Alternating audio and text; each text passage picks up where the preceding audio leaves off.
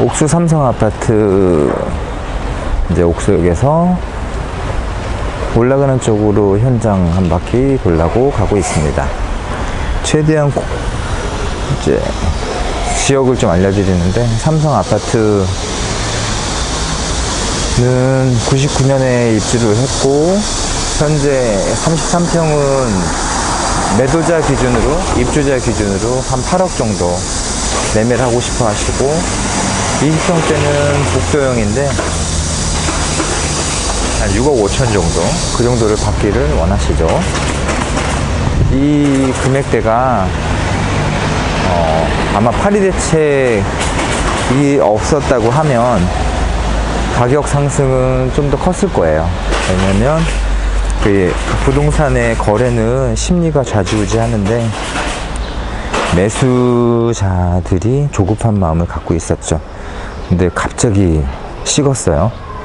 식은 이유는 집값이 빠질 거라는 기대감들이 조금 있어서 그런 거고, 그런 면에서는 정권이 바뀌면서 이 효과를 봤다. 근데 근본적인 팩트 체크를 해봐야 되는데, 우리가 집값은 매수자와 매도자가 협의를 통해서 거래를 하는 거고, 매매하려고 하는 분들은 양질의 집을 싸게 살려고 하는 유인이 강하고, 매도자들은 더 올라갈 수 있음에도 불구하고 이사를 위해서 또는 시세 차익을 위해서 가격을 조정하거나 조정하지 않거나 팔게 되는 거죠. 여기서 정부가 집값이 너무 많이 올랐으니 가격을 내리기 위해서 또는 투기를 하는 사람들을 막기 위해서 집값을 규제하겠다. 이 논리는 그렇게 좋은 선택은 아닙니다. 하지만 현재 집값이 올라가는 과정에서 집값 상승을 막겠다는 그 소기의 목적은 달성한 거로 보여집니다. 요즘에 최근 다시 이제 그 상황을 염두에 두고 매매를 하고 싶어 하는 분들이 나오는데, 또 하나 상황인데, 이사 시즌, 겨울에 결혼하시는 분들, 내년 초에 결혼하시는 분들이 벌써 집을 알아보러 다니는데, 그런 분들은 매매를 해야 되는 사람들이기 때문에 집을 사고 팔기 위해서 이렇게 오십니다. 그런 분들에게 좋은 집을 소개시켜주고, 또 중개수수를 받아서 그 생활 영위되는 중개업자는 또 열심히 일을 해야 되겠죠. 오늘 포스팅 한 거를 잠깐 설명을 드리면, 흑석박사를 네이버에서 검색하시고 블로그를 들어가시면 이제 오늘 행당 6구역 단지 현장 사진 그 칼럼에 쓴 건데, 신용 자산운용에 고문으로 계신 분이 코리아 디스카운트가 해소될 수 있다, 이런 엉뚱한 이제 이야기를 했는데, 논리가 두 개죠. 하나는 북핵 리스크가, 두 번째는 정경유착이 해소될 가능성이 크기 때문에 코리아 디스카운트를 적게 하는 그 모멘텀이 북한 6차 핵실험이다.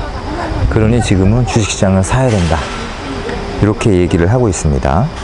그래서 제가 코멘트를 달았어요. 북핵을 국토부 장관으로, 정경유착을 저금리로 이렇게 놓고 보게 되면, 일단 집값이 상승하는 근본 원인은 절대 저금리 때문이거든요. 금리가 워낙 낮아서 투자 수익을 향유하기 위해서 그 부동산을 사게 되고, 주택임대 사업자를 하라고 정부에서 강요하기 때문에 주택임대 사업자를 냈을 때 기대 수익률이 얼마인지 평가를 할 것이고, 그 평가 가운데서 그래도 사야 되겠다는 사람이 나타날 수 있다는 거죠. 그래서 시장이 체질적으로 변화되는 상황이 오는데, 문제는 지금 옥수 삼성 아파트 같은 경우에도 월세 25평 월세가 5천에 130 이하로 잘 안 떨어져요. 그 이유가 찾는 사람이 어느 정도 있다라는 거죠. 수요자가 있기 때문에 안 떨어지고, 전세 같은 경우에는 25평이 4억 7천까지도 나옵니다.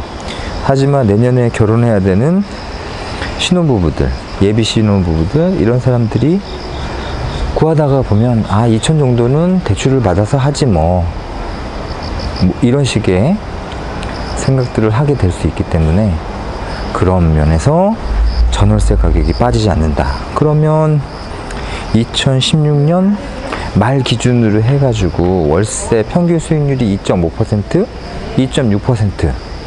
그 2013년에는 그 수익률이 4%대 초반이었어요. 4.13%, 4.14%, 리버진 같은 경우에는 4.3%까지 나왔었는데, 그런 것들이 2% 후반, 중반까지 떨어졌던 것들이 월세가 10만원, 20만원 올라가면서 수익률을 회복하게 되는 거죠.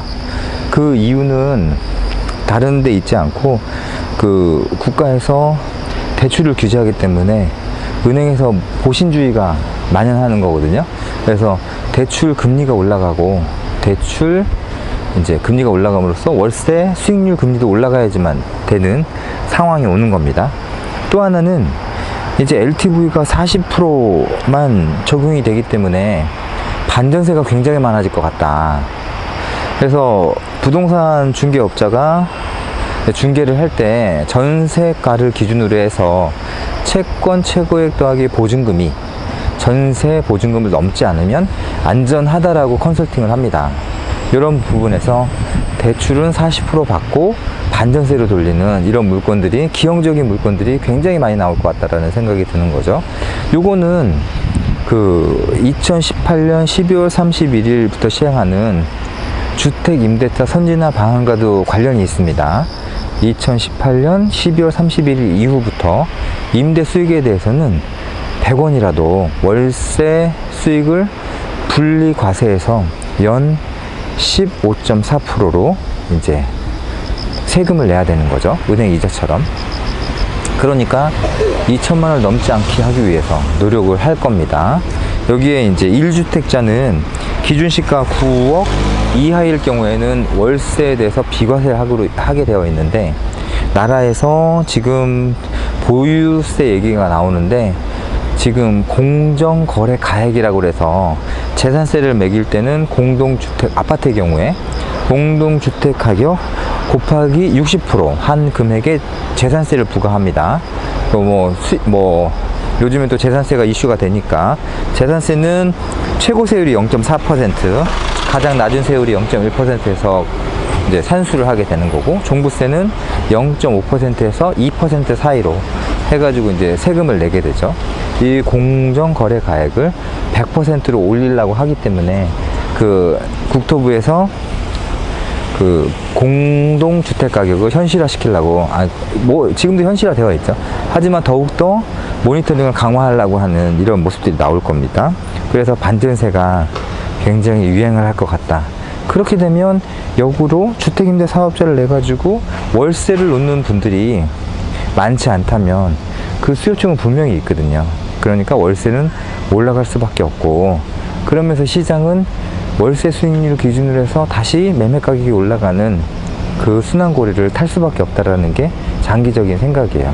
그래서 나라가 조세 정책을 통해서 적극적으로 투자하려고 하는 사람들을 규제하는 이 지금 상황은 맞지만, 장기적으로는 이길 수가 없다라는 게 그 말인 거죠.